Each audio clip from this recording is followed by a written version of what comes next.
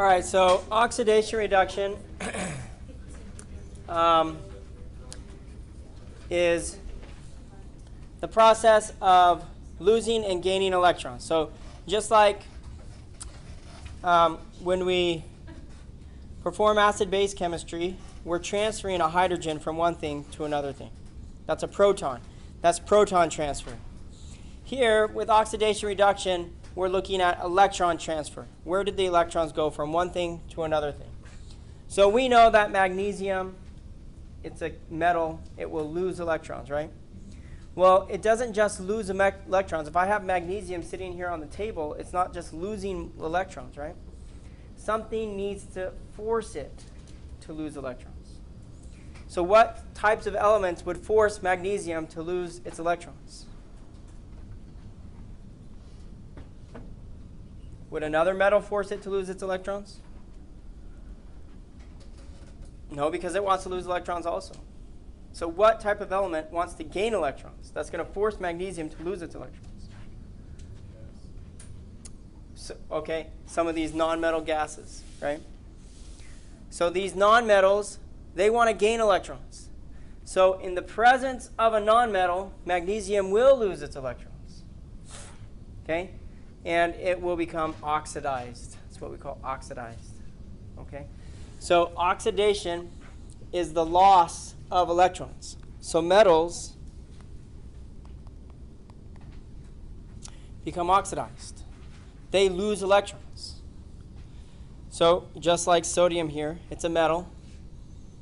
And it's going to lose its valence electron. It has one valence electron. It will lose that valence electron. One valence electron comes off. And it becomes Na+. Okay? So now it's sodium plus. So that's oxidation. Reduction. Reduction is the process of gaining electrons. What type of elements will become reduced? If metals become oxidized, then what type of element become reduced? Nonmetals. The nonmetals will gain electrons, okay? Just like we can predict here on the periodic table. They will gain electrons, become ions. So the metals will lose those electrons. The nonmetals will gain electrons. Okay. So chlorine, for example, will gain one electron because it has 7 valence. It wants one more, so it'll gain one more and have a valence shell of 8. Okay, so it's going to gain that electron. So in the presence of sodium, chlorine will strip the electron away from sodium, and it will gain that electron. Sodium will lose it, and you'll have an oxidation-reduction process where sodium loses the electron, chlorine gains it, and so Na plus Cl will form Na plus and Cl minus, or NaCl, sodium chloride. Okay, so it will become this ionic salt through oxidation reduction. Now, if I wrote this out, Na plus Cl forms NaCl, okay? And we were trying to identify everything that happened. Which element, sodium or chlorine, became oxidized?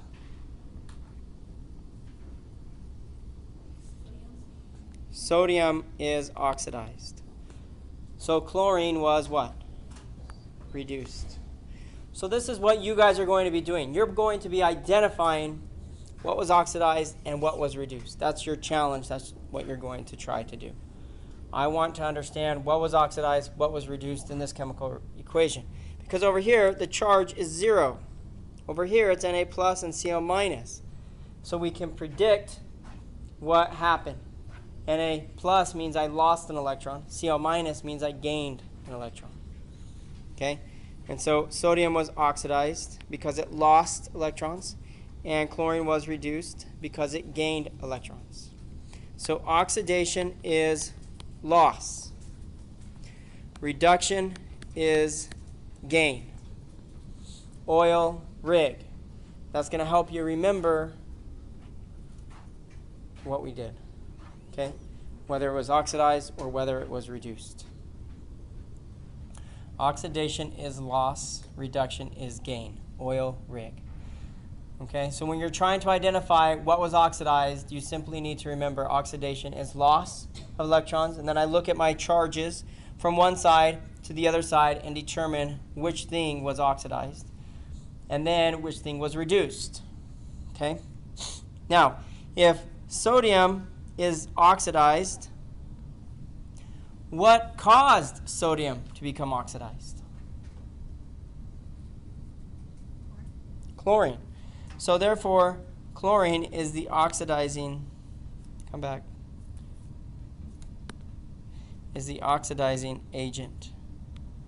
Okay? So chlorine is the oxidizing agent. It's the thing that caused the oxidation of sodium. Well, what caused the reduction of chlorine? Sodium.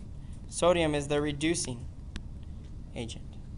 So often the question is not what was oxidized, what was reduced. Sometimes that's what it is. But the question is often what is the oxidizing agent, or what is the reducing agent.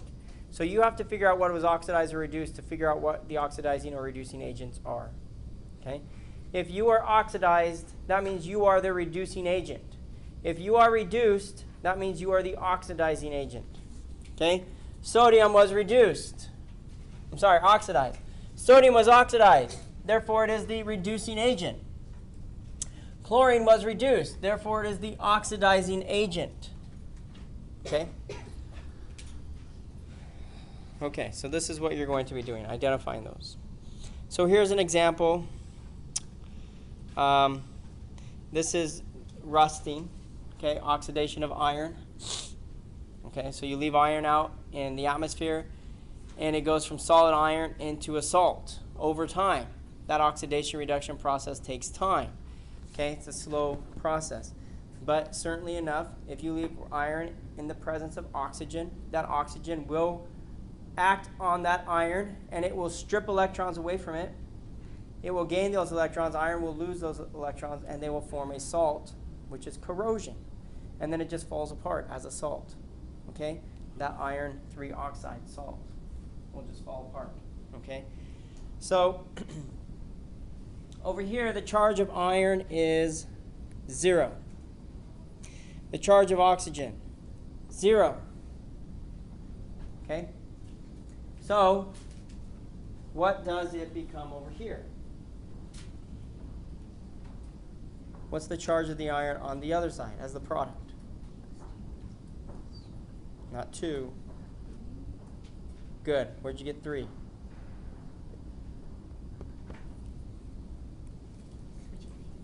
Switchy thingy. That's right. Okay. Switch that up. What's the charge of oxygen? 2 minus. Okay. So Fe3 plus and O2 minus. Those are the charges of the irons and the oxygens in this compound. So was iron oxidized or was it reduced?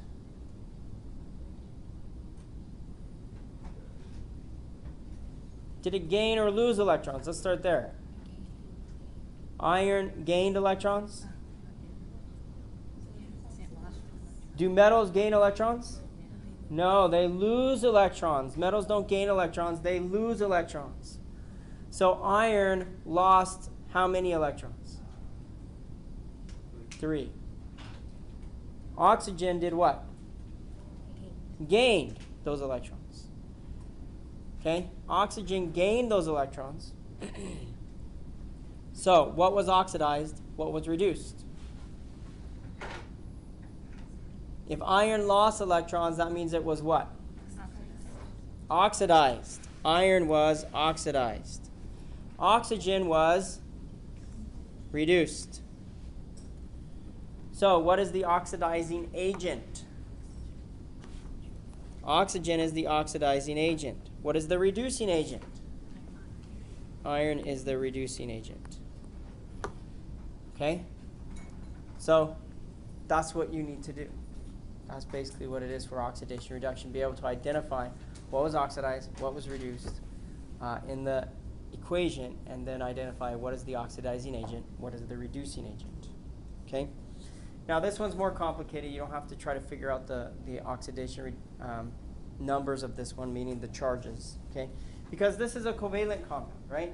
It's not ionic like these ones. That's easy. Metal, non-metal. Metal's going to lose electrons. Non-metal's going to gain them, okay? That's easy. But something like this, covalent compounds, it's a little more difficult trying to identify the charge. So I'll just tell you that this carbon here has a -4. Each hydrogen is a +1, okay? On this, that's a -4. Oxygen is at 0 because it's in its elemental state. Here, the carbon, if this is -2 for each oxygen, then carbon becomes +4, okay, for that carbon. And then the hydrogens are +1 still, and oxygen -2. Okay? So, looking at these numbers, what is oxidized? What was oxidized? I've labeled everything according to their charges. What was oxidized?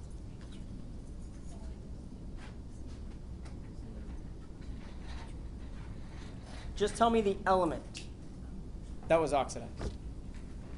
Which element was oxidized? Which one? Carbon. Okay, so this carbon was oxidized because it lost how many electrons? It lost 4 to go to 0, and then it lost 4 more to go to +4. It lost 8 electrons. So yeah, that carbon was oxidized. Okay, it lost a lot of electrons. What was reduced? Oxygen was reduced. Okay, what about hydrogen? Did anything happen to hydrogen? It was +1 before, and now it's +1 on the other side. Nothing happened to it. So it was neither oxidized or reduced. It just got moved around. Okay? Good. So we have identified what was oxidized, what was reduced. What is the oxidizing agent?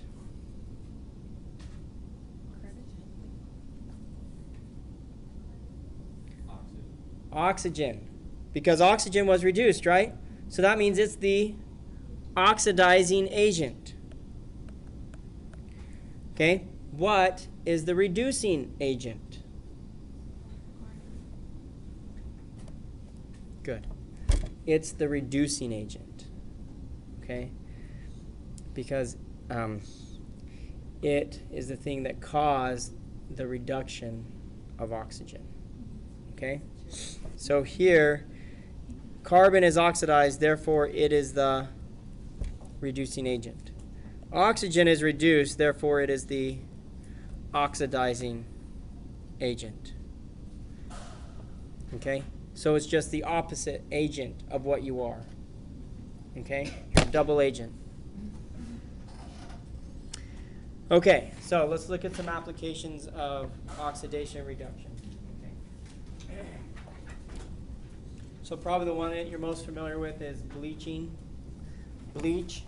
The oxidation of stains produces compounds that don't have color. Okay? So it's sodium hypochlorite, the OCl minus is the agent there. So most bleaches are oxidizing agents. Okay? They're going to cause the reduction of things. They're the oxidation of other things. They're going to become reduced, meaning they're what? If they're the oxidizing agent, they're going to become reduced, means that they did what?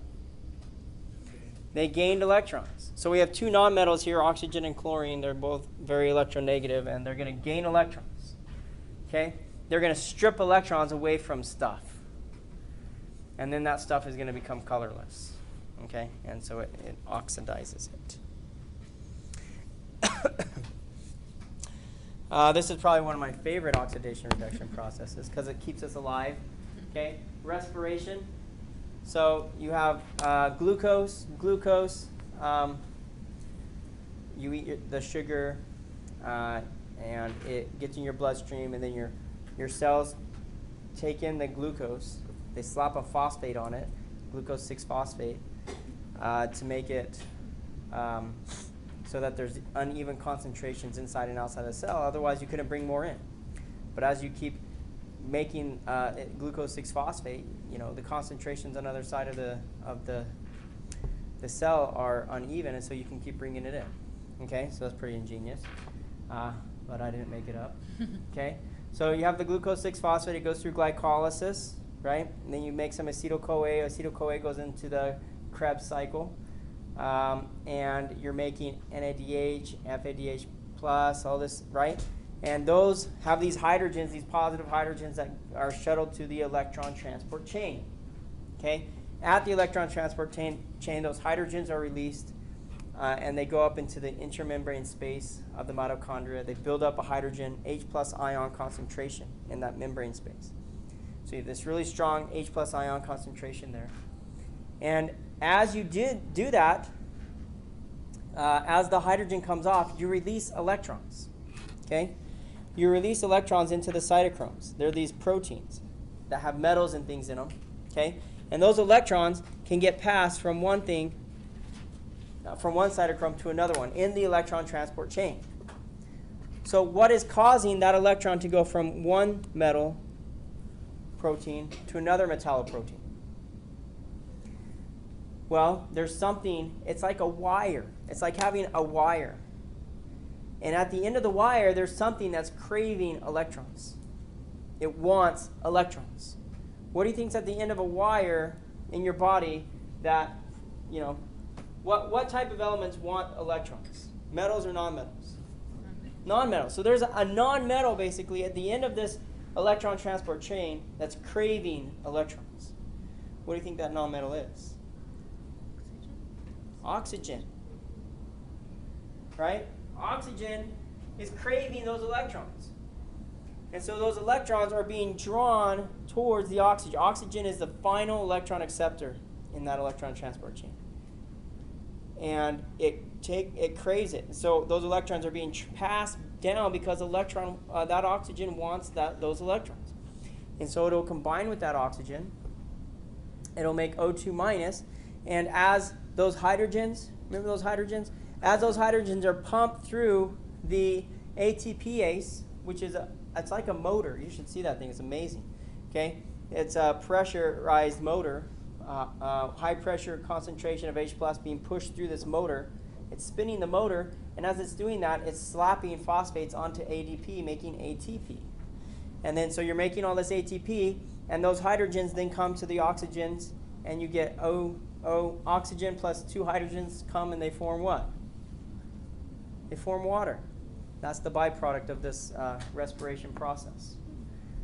Okay, the carbon dioxide, the other byproduct, was expelled during the Krebs cycle. You make a bunch of carbon dioxide as you break down the sugar molecules, those carbon molecules. You break them down into carbon dioxide. That's released from your body, and then the water is produced at the end of the electron transport chain. So, respiration, C6, H12, O6, plus O2. There's that O2 molecule producing carbon dioxide and water. So that process right there, I could light this sugar on fire and do the same thing, make carbon dioxide and water. Or I can eat it and I'll do the same process, just a lot more complicated process. Okay, breaking those bonds, getting that energy to make. So here, if I burn it, I just release a bunch of heat energy, right? But in my body, I capture that energy, and I turn it into ATP, adenosine triphosphate, right? Which is a very important molecule. If you run out of ATP, what happens to your muscles? They freeze. What's that? They freeze. They do. Have you ever heard of rigor mortis? Rigor mortis is the process of every muscle in your body contracting. When does that happen? When do you enter rigor mortis? When you're dead. That's right. Okay? When you stop doing this. When you stop making ATP. So you stop making ATP, so after a while you're not all frozen, you're not a stiff, right? They call you a stiff. You're not a stiff yet because your muscles can still relax because there's still ATP around. But once it's all gone, every muscle in your body will contract, and you're stuck like that. Do you know how long it takes for your body to stop making it? No, but they know what it is. I know, because you'll watch a forensic show and they'll be like, rigor mortis set in after this much amount of time, right?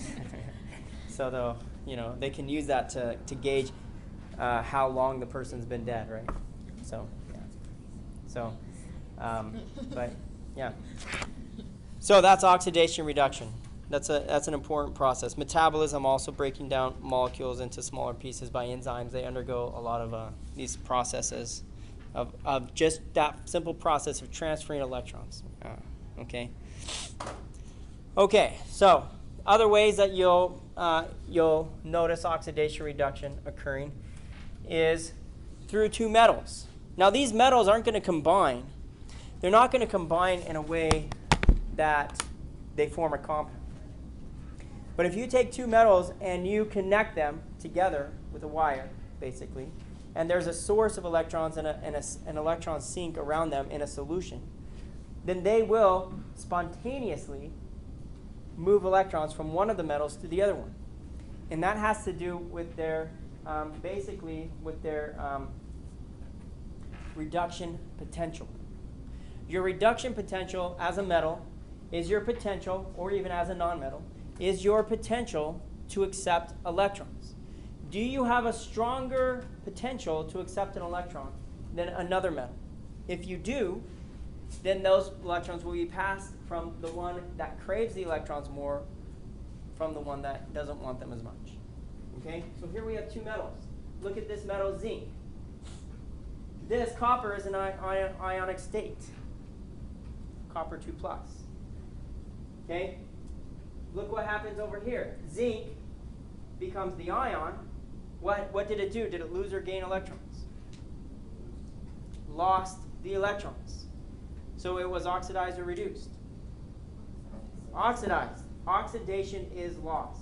So zinc went from a 0 charge to a 2+ charge, so therefore it was oxidized. What happened to copper?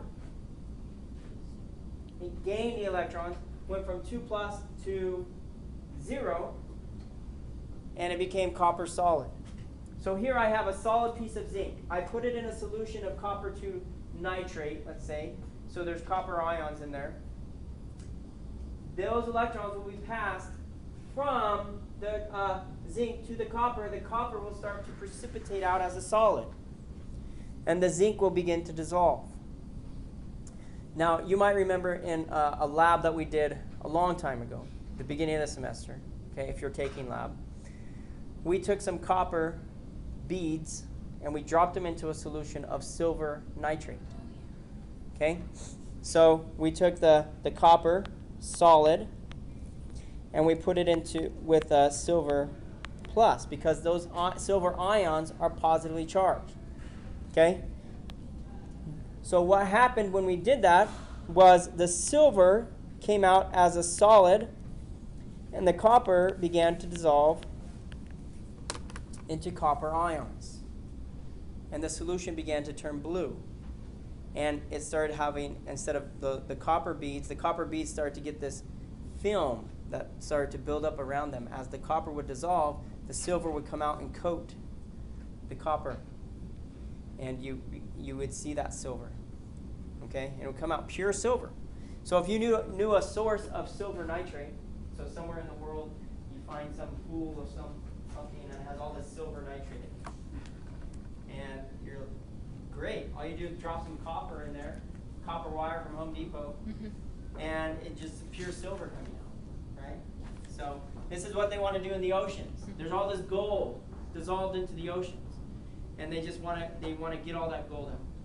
So I don't know why they're not able to do it, but for some reason, but they basically through this process, right? They want to be able to just extract that gold, that pure gold, out of the ocean, because there's billions of dollars of gold in the ocean, apparently. Okay. So, anyways, maybe you guys will figure that out. Go to the ocean, bring some copper with you. Look, it's gold. Okay.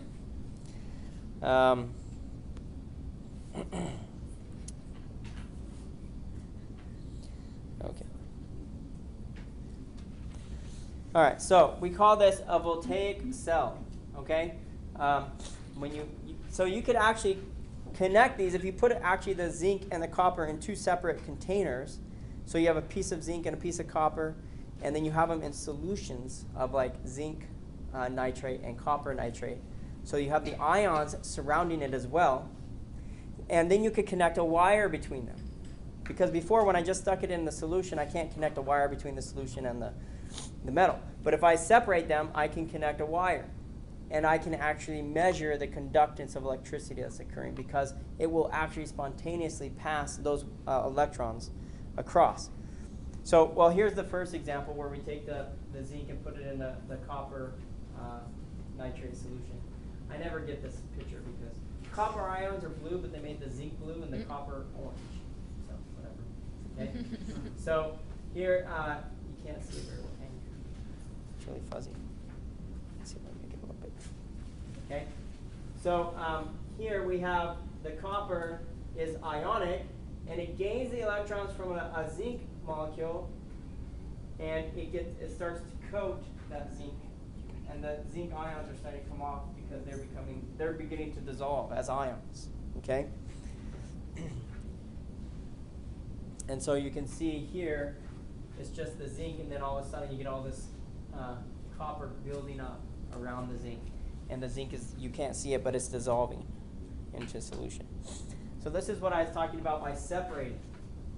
Here's the zinc metal, and here's the copper metal, okay? And you connect a salt bridge, they say, right here, so you can pass the electrons back and forth, okay? But that's less important. Here is a solution of zinc sulfate, okay? So we have zinc ions, and here we have copper ions. And the copper's in with the copper ions, and the zinc is in with the zinc ions, okay?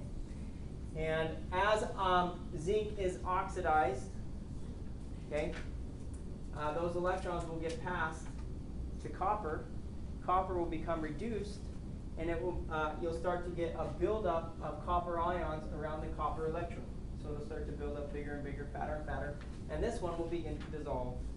Okay, and as that's happening, I can measure the electron current that's being passed, and if you stick it like that, it'll just do that until there's no more zinc metal.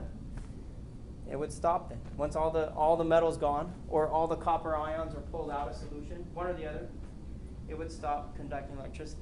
But as long as there's zinc metal and there's copper ions, it'll keep going. And it'll just keep going. And it'll just keep going. Okay? So, how is this important to you? Because you guys use batteries all the time, right? Batteries are oxidation-reduction processes occurring between two metals, essentially, that are passing electrons from one thing to another thing, conducting that electricity. And that's what powers your phone. So, like this one, we have the zinc outer layer, and then you have the silver oxide solution on the middle, okay? And we're passing electrons between them. So the battery dies once you're out of one of the metals. Something runs out. And then it stops conducting electricity because there's no more. Okay? But it'll just keep doing that process until it runs out. Okay? And electrolysis is the process of taking that and going backwards. So we're pushing those electrons backwards. Okay? That's what we call electrolysis. So that's like your rechargeable batteries. So yeah, my phone dies because my battery died, right? So I just plug it in and start pushing those electrons back the other direction, and I'm replenishing the ions and the metals that were available to begin with. And when I unplug my phone, now it goes again. Spontaneous process because I've recharged it. I've allowed those ions and things to build back up. Okay? So that's how these batteries work. Okay? We don't need to really talk about that. Okay. So I gave you a sheet last class, right? And there was a few questions at the end of that sheet that we didn't do because we were going to save it for when we finish this, which is oxidation reduction. Okay? So if you can get it out, we'll look at those last few questions and try to identify what was oxidized, what was reduced, and then what is the oxidizing agent, what is the reducing agent. So there's 3 chemical equations there for you to try.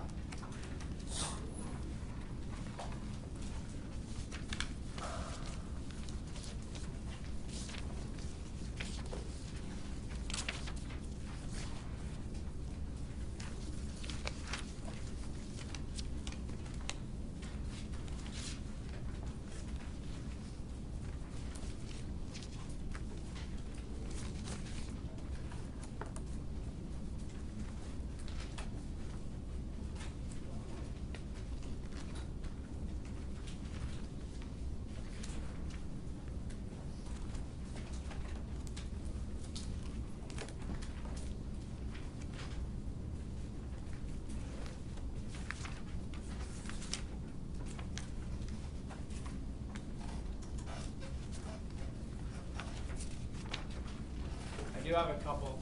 Somebody needs one.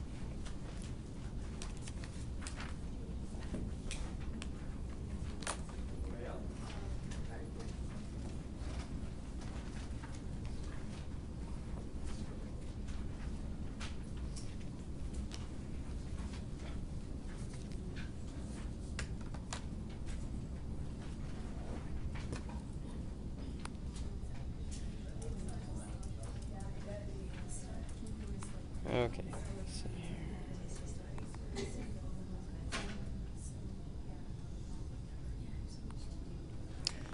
Okay, so we have 2Al plus 3Br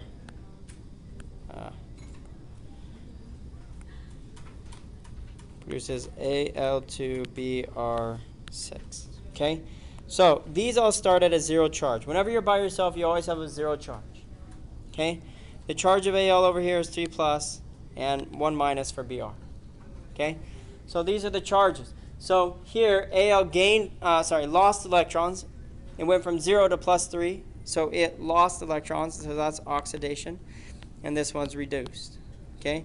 So Br is the oxidizing agent, and Al is the reducing agent.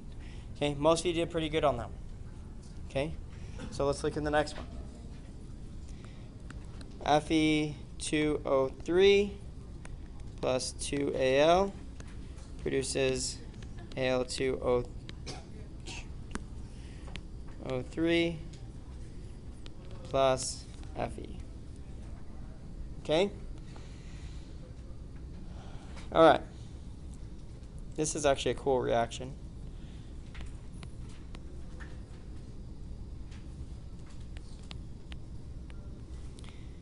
It's so hot that it liquefies the iron product. The iron comes out as molten iron. It's really cool. You should run it sometime. No, don't do it. Don't do it on your own. Or come see me before you do it so we can figure it out. Okay? Because it might be dangerous for you to do. Okay, so Fe2O3, okay, plus Al, and it's going to produce Al2O3 plus the iron. Okay? So what's happening here, this iron has a 3 plus charge. The oxygen has a 2 negative charge, right? Al is at 0. Whenever it's all by itself, it's always at 0.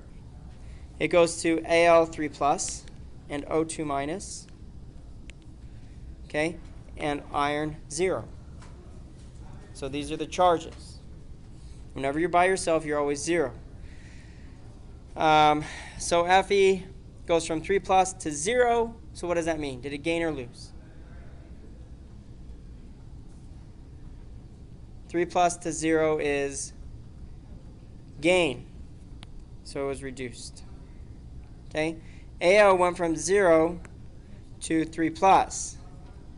So that's a loss of electrons. So that was oxidized. Okay? So Al is the reducing agent, and iron is the oxidizing agent. Okay. So I think you guys muddled through that one okay. I think you started to figure that one out. Now, this is the one that most of you are struggling with. Sr plus 2H2O produces Sr2 plus 2OH minuses plus H2. It's a gas. Okay, this is aqueous.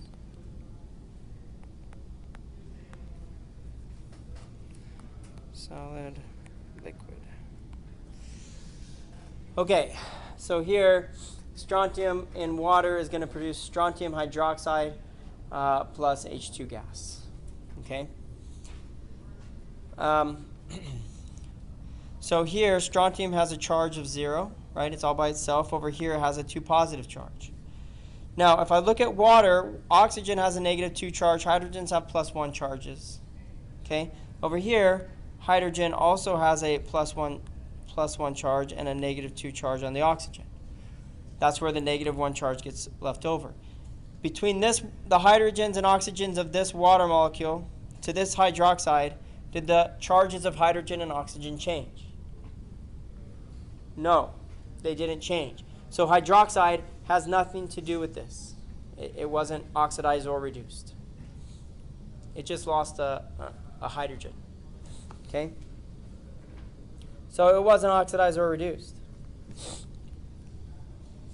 What is the charge of hydrogen? 0.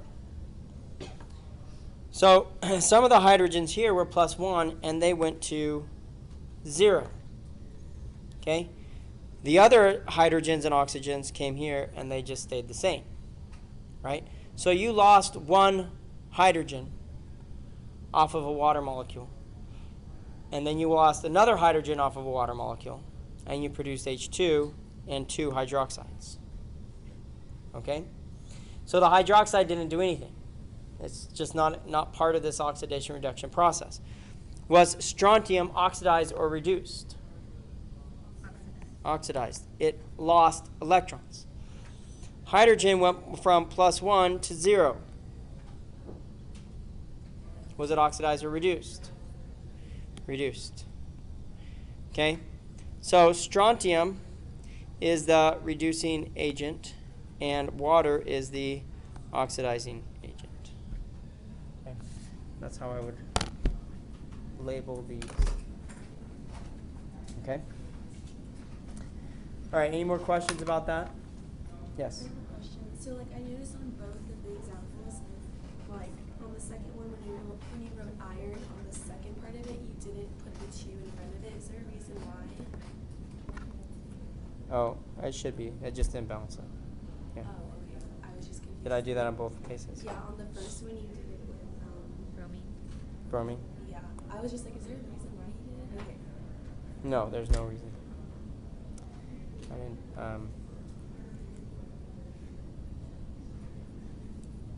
it should be BR2. Okay. All right. So let's look at your review. Okay? So we're not doing chapter 5. Sorry about that. Okay?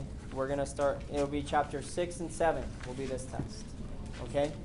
And then chapter 8 is going to be on your final. So the final will be comprehensive, chapters 1 through 8. Okay? Today is our last day. Well, we have Wednesday also. No? You guys are Tuesday, Thursday. Today is our last day before your test, right? So your test is next class. And then after that class, we're going to have a class period of review, chapters 1 through 8. Obviously, that's a lot of stuff. So if there's things in particular that you want me to focus on, you need to come prepared to that review and ask me, this is what I really need to understand, Mr. Crown. Can you please go over this? Otherwise, I'm just going to start in chapter 1 and start going over stuff. Okay? And that could be a waste of your time. Maybe you're okay with a lot of that stuff. But if there's something that you're really struggling with and you're really worried about, then ask me to go over that particular thing. Because we only have that one class period to go over everything. So I'm not going to cover everything. So it would be better to cover the things that you really want me to focus on. Okay? All right. So chapter 6, know how to calculate mass per volume and mass per mass percent. Mass per volume percent and mass percent. Those equations will be given to you on your as reference material. What they stand for is the mass of solute. Solute is the thing that's dissolved into a solution, or the thing that's in the lesser amount of the solution, divided by the volume of solution. Meaning the final volume of it. So if you say that you take 10 grams of something and dissolve it into 100 milliliters of water, your final volume is not 100 milliliters because you don't know how much the volume raised after you dissolve that in. So they need to tell you in the question, the volume of the solution is 110 milliliters or whatever it is, okay? They need to tell you that. And then you simply need to take the mass of the solute, divide it by the volume of the solution, multiply by 100. And you will find your mass per volume percent. Now,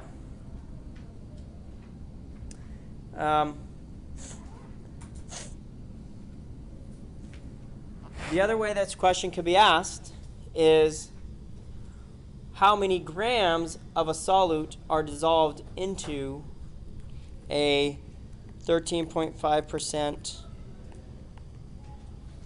sodium chloride solution. Okay, so how many grams of sodium chloride are in a 13.5% solution if you have 15 milliliters of it? Okay, so here this is a little bit different because I want to figure out how many grams. What am I solving for? The mass of the solute, right? So first thing I want to do is I want to divide by 100. Get that out of percent. Okay, so 0.135 is equal to the mass over the volume. And I want to solve for the mass, so I need to multiply by my volume. So 0.135 times 15 is going to equal my mass. Okay, and so I can solve for the mass. So I took it out of percent so that I could work with it easier. Okay, I got rid of the percent. That's simply by dividing by 100, right? So if it's times 100, if I divide by 100 on the other side, that will take it out of percent and put it back into a decimal fraction. Okay, mass percent is very similar, except instead of being the volume of the solution, it's the mass of the solution. So we're going to take the mass of solute by the mass of solution.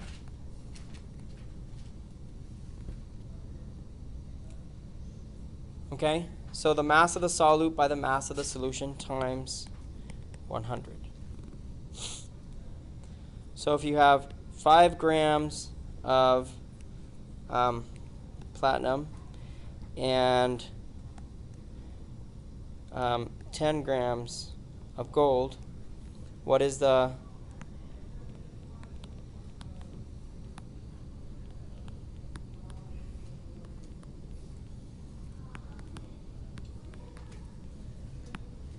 mass per mass percent of platinum?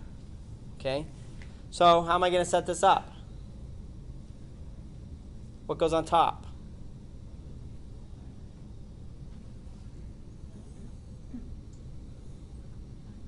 5 grams of platinum, right? 5 grams of platinum on top, because I want to find the percent platinum in this, right? So divided by what? Divided by 10? 15. Divided by 15, which is the mass of the entire solution, right? The mass of the entire thing. So 15 grams of solution. Or of the mixture together, okay? So it needs to be of the entire mass, not just of the heavier thing, of the entire thing together. Okay? Times 100. And that's how I would do that. That's how it's solved. Okay? So that's mass per volume, mass per mass percent. Okay, let's talk a little bit about molarity. Molarity equals the moles over the liters. That's an equation that will be given to you. Okay, so there's essentially 3 questions that you could be asked. What is the molarity? How many moles? What does moles equal? Molarity times the liters. What is the volume? Could be asked that. What does the volume equal? Liters equal. Moles divided by molarity. Okay, so those are essentially the equations that you have to be able to derive in order to answer molarity questions, right?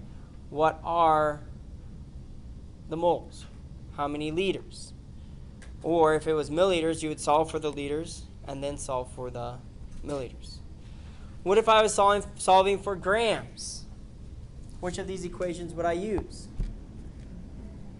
The mole equation. Moles equals molarity times liters. Find the moles and then convert it to grams. That's right. So first find the moles, then go to grams. That's how I would do it. Okay? Okay, so that's molarity. Dilution. M1V1 equals M2V2. This is the dilution equation. You'll be given that. Okay, you simply have to know how to use it. So you can see it comes in pairs. The molarity and volume of the initial thing, the molarity and volume of the final thing. So you find the pair. It's either the molarity and volume of the final or the molarity and volume of the initial. So you find the pair, and you're going to divide by the other thing. Okay? If I want to solve for the initial molarity of a solution, then I need to know the molarity and volume of the new solution and divide by the volume of the initial solution. And it will tell me what the molarity of the initial solution is. Okay? If I want to know the new molarity, then I need to take M1V1, which is my molarity and volume of the initial solution, and divide by the volume of the new solution. V2 equals M1V1 divided by M2. Okay? So we can easily see, using this equation, how to solve for whichever variable we want. M2 equals M1V1 divided by V2. V2 equals M1V1 divided by M2. Okay? So we're just going to use this equation to find the new molarity, the new volume, the initial molarity, or the initial volume. That's what we're looking for, those things. Okay? That's the dilution.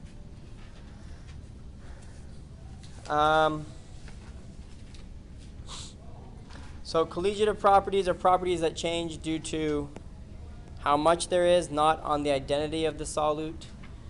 So it could be sugar, or it could be sodium chloride, or it could be both. And it will change it to the same effect. Except ionic compounds, they break up into pieces, right? Sodium chloride becomes Na plus Cl minus. So if I have a 1 molar sodium chloride solution, it's going to affect the colligative property by twice the amount, because I'll have 1 molar Na plus 1 molar Cl minus. So the total molarity of the solution will be 2 molar ions.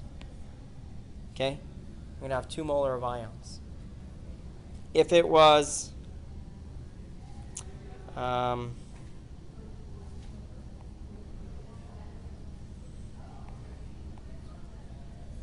if it was iron 3 oxide, what's the, let's say it was 1 molar iron 3 oxide. What is the molarity of the ions in the colligative solution? So I have 2 irons and 3 oxygens, right? So that's 5. So it's going to go into 5 molar ions. Okay? So you simply have to multiply it by its by the ions to figure out the new molarity. Okay? So you can see some of those colligative properties: vapor pressure, lowering. You don't have to calculate anything for that. Boiling point elevation. Okay? Kb equals the Kf times the molarity. Okay, so my Kb equals 0.52, which is the free, what is this K? Delta TB, I should say. The change in the boiling temperature, the change in the boiling temperature equals the boiling constant of 0.52 if it's water times the molarity. So if it's the 1 molar iron 3 oxide solution, then it's going to change it by 5 molar. Okay? If it was the 1 molar sodium chloride, it would change it by 2 molar. If it was a 1 molar solution of glucose, it would just stay the same because glucose is not ionic, therefore it doesn't break up into pieces. It just stays together. Okay? All right. So delta TF and delta TB would be the same. So if 0.52 times 2, that's going to be around 1 degrees Celsius change. So if my boiling temperature is 100 degrees Celsius, I'm going to add 1 degree Celsius to it to find my new boiling temperature to be 101 degrees Celsius. Okay? So that's what it's going to increase to. That'll be the new boiling temperature. Delta TF is the same. I'm going to take my KF times the molarity of my solution, including the number of ions. Okay? And that will tell me the temperature change in the freezing temperature. If it was if it's water, then that freezes at 0 degrees Celsius, right? It's going to depress. So it'll go from 0 to 0.5 or negative 1.8 degrees Celsius or negative 10 degrees Celsius, whatever the change is. Okay? It's going to drop. It's going to depress by that much, from 0 down to that much.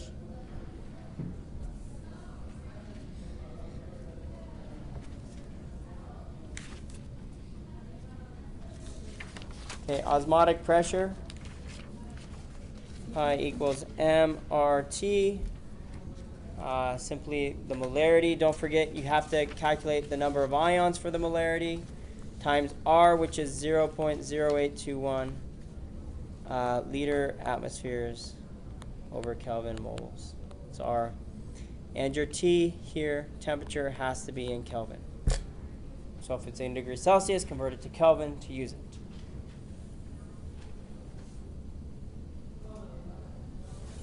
Okay.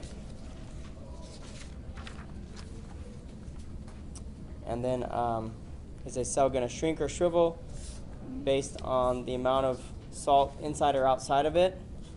Okay, so you can go over that. Let's look at chapter 7 really quick. We've just got a few minutes. Okay. Know how to write rate equations? Okay. Rate equals K.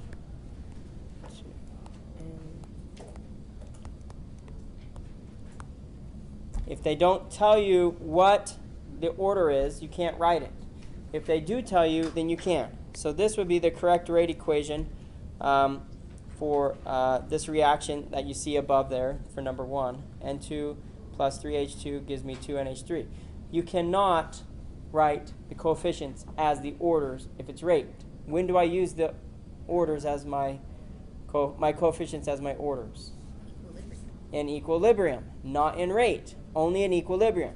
So you'll see the equilibrium expression for that same equation down below is products over reactants, so the concentration of NH3 squared over the concentration of N2 times the concentration of H2 cubed equals my KEQ.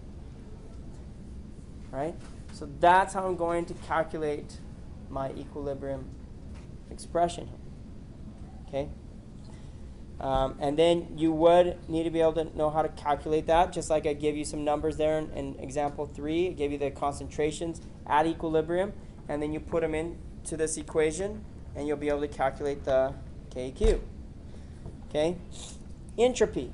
Entropy is a change in the amount of disorder.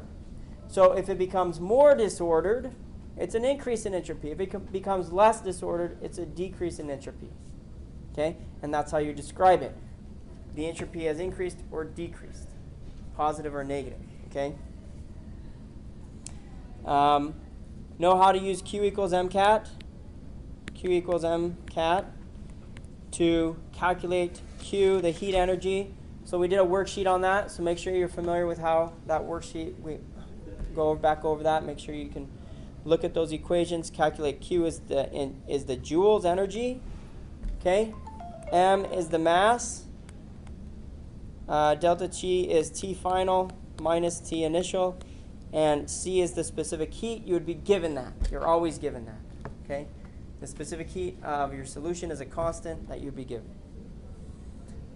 The Chatelier's principles. So N2 plus H2 produces NH3. And yeah, I know I didn't write the coefficients, but that's for time purposes. So if I increase the N2 here, what happens? It shifts this way. This is at equilibrium. If I decrease H2, it shifts towards.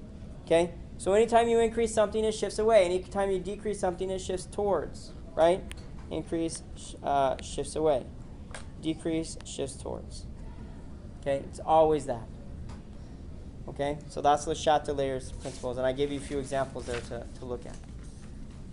Delta G, delta H, delta S. So if I have this opposite signs, delta G is what? Delta G, if the signs are opposite, delta G is the same as delta H. If the signs are the same, delta G is temperature dependent. Oops. Okay? That's for both of those. So that's how you would identify them. Okay, guys, we'll see. That wasn't in chapter 8, was it? What? Like the voltaic cells and the reduction oxidation? That's a chapter 8 thing, yeah. It was in chapter 8? Because I thought it was only acids and bases. That's why I was wondering. I was like... Acid-base oxidation reduction.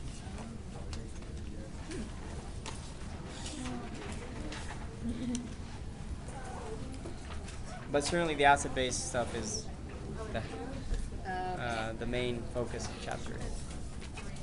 I only remember reading about titrations. Where did I miss? You want a piece of candy, Mr. Crandall? Okay. Taffy. All right. I'll have to take some time. Thank you. You're welcome.